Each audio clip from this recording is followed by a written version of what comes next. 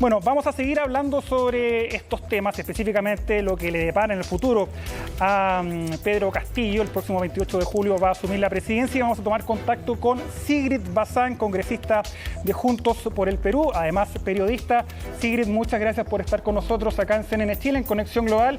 Y primero quería preguntarte cuál es el futuro o cómo ves o cómo proyectas el gobierno de Pedro Castillo, sobre todo en un país donde el Congreso está muy fragmentado, donde esta última elección, en la segunda vuelta, mostró un Perú también bien polarizado, con una diferencia de votos casi de 44.000 votos sobre Keiko Fujimori.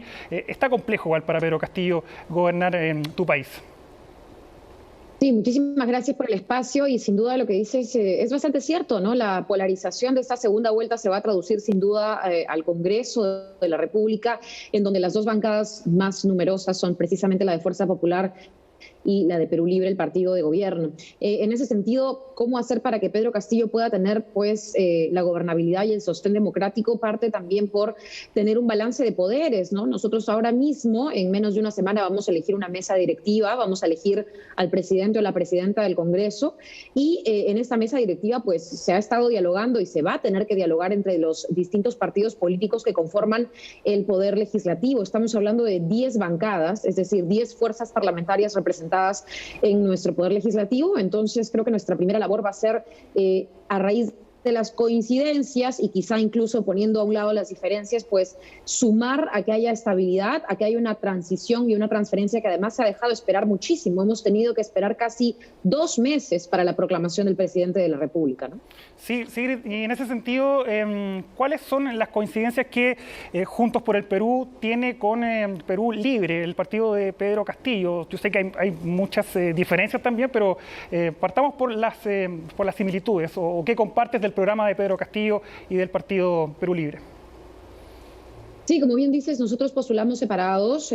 Nuestra candidata a la presidencia, Verónica Mendoza, no llegó a la segunda vuelta, pero tenemos de alguna manera una lista de propuestas que compartimos con el profesor Castillo, que él asumió dentro de un compromiso que fue públicamente, digamos, anunciado en la segunda vuelta y por ello también el apoyo. En este compromiso, los puntos de coincidencia sobre todo confluyen en el proceso hacia una asamblea constituyente. Este es el gran debate que arranca en Perú, que ya hemos tenido antes, pero que hoy en día se pone sobre la mesa con un gobierno además del pueblo, de la gente, de izquierda popular, de un maestro, de Chota, ¿no? De Cajamarca en específico, no de la capital como suele pasar en las segundas vueltas. Y sin duda este proceso de la Asamblea Constituyente también ha mirado procesos como el chileno y otros en Latinoamérica y en el mundo para poder finalmente acabar con esta constitución que es producto además del régimen dictatorial de Alberto Fujimori. Es decir, nuestra constitución del año 93 se produce en medio del autogolpe, en medio de una toma de los poderes, digamos, del Ejecutivo, el Legislativo, el Judicial, compra sistemática de los medios de comunicación, y es una constitución que además la han redactado en su mayoría hombres y en su mayoría fuerzas, pues, de alguna manera alineadas a ese régimen. Hoy en día tenemos un Perú distinto, pero con las mismas desigualdades que no se han podido solucionar y que no encuentran una respuesta o una representatividad en esta Carta Magna, así que ese proceso es el que nos ha unido a Perú Libre y a Juntos por el Perú, y el que está además empezando a calar quizá, ¿por qué no avanzar diciéndolo en otras fuerzas del Congreso? Y ojalá que pase por el Congreso también esta iniciativa, ¿no? Sí, Sigrid, tú hablas de un Perú nuevo, estamos hablando de nuevos derechos que está exigiendo la ciudadanía, y ahí te quiero llevar al punto de los temas valóricos o los temas de derechos. Yo creo que hay muchas diferencias quizás entre tu visión y la que tiene un Pedro Castillo, que por ejemplo no está a favor del matrimonio entre personas del mismo sexo, no está a favor del aborto. ¿Cómo lidiar con esos temas que, como tú dices, son importantes en una sociedad moderna? Mira, yo creo que una de las cosas que más ha pesado en las negociaciones, en el diálogo con el profesor Castillo, es que es un hombre que ha sabido escuchar. Nos hemos sentado, quien te habla y en general también representantes de Juntos por el Perú y también, por supuesto, Verónica Mendoza, quien dirige y ha dirigido toda esta campaña para conversar sobre esos temas, y entendemos que también en el marco de una asamblea constituyente deben confluir esas voces. El profesor Castillo además está recibiendo y no había de repente tenido contacto constante con organismos de personas con discapacidad, organizaciones que defienden los derechos de la comunidad LGTBIQ, organizaciones feministas que le han planteado una agenda que de repente Perú Libre y no había considerado o no tenía, ¿no es cierto?, desde un comienzo. Y él ha dicho, bueno, discutámoslo, que la población también se empape de esta situación y veamos cómo ese proceso hace que la ciudadanía forme parte de. Es decir, no hemos encontrado más que puertas abiertas al diálogo en estos temas. Y si bien hay diferencias, estas diferencias creo que están de alguna manera dispuestas a rediscutirse, a conversarse y a hacer parte de otros sectores sociales, ¿no? Yo creo que en ese sentido el profesor Castillo nos ha dado la garantía que no nos dio más bien la candidata, la siguiente candidata en la segunda vuelta, que fue Keiko Fujimori, que era más impositiva, tenía una agenda mucho más cerrada, venía de 3 campañas, las 3 perdidas, dicho sea de paso, pero con la misma agenda o con el mismo acomodo, ¿no? En el caso de la pandemia, bueno, una agenda bastante más populista en esta oportunidad. Sin embargo, Pedro Castillo sí ha mostrado esa apertura y es por eso que finalmente, además, Juntos por el Perú le otorga este apoyo que hoy en día se traduce al Congreso.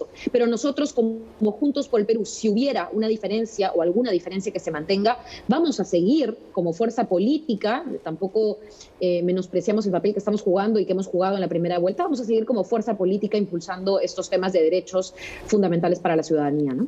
Sigrid, y para terminar, después ya de esta tercera derrota consecutiva de Keiko Fujimori, ¿qué crees tú que va a pasar con este sector político que sigue siendo muy importante en tu país, a tal punto de que, claro, Keiko Fujimori ha sido la candidata que de las 3 últimas elecciones que ha avanzado a segunda vuelta, se ha quedado ahí a las puertas de Palacio Pizarro, pero sigue siendo una fuerza política fuerte, influyente en Perú después de esta tercera derrota consecutiva?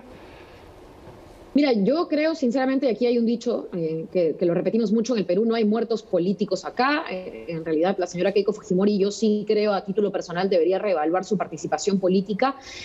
Sabemos, sí, que más que el fujimorismo, porque además el fujimorismo, en términos de todo lo que ha sido la campaña, ha tenido fluctuaciones en donde ha habido otros candidatos que han podido incluso superar a la señora Keiko Fujimori en votos, pero al final, pues casi al último minuto hubo un reacomodo. Hay un discurso muy conservador, hay un discurso casi fascista de una derecha muy recalcitrante que se ha fortalecido y que tenemos que combatir desde el plano de las ideas, que tenemos que debatir, que tenemos que luchar, digamos, en el imaginario y en lo cultural, socialmente hablando. Entonces es una tarea que no solo la podemos dar los congresistas o las próximas autoridades, sino también los partidos políticos de izquierda que de repente dejaron esa labor de lado.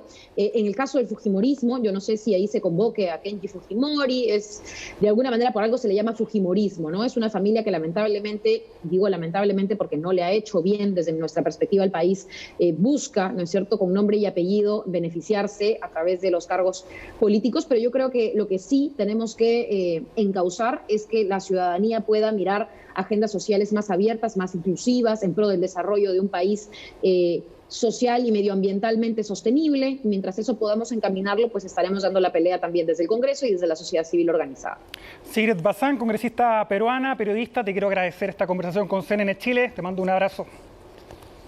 Un abrazo de vuelta, María. Muchas gracias.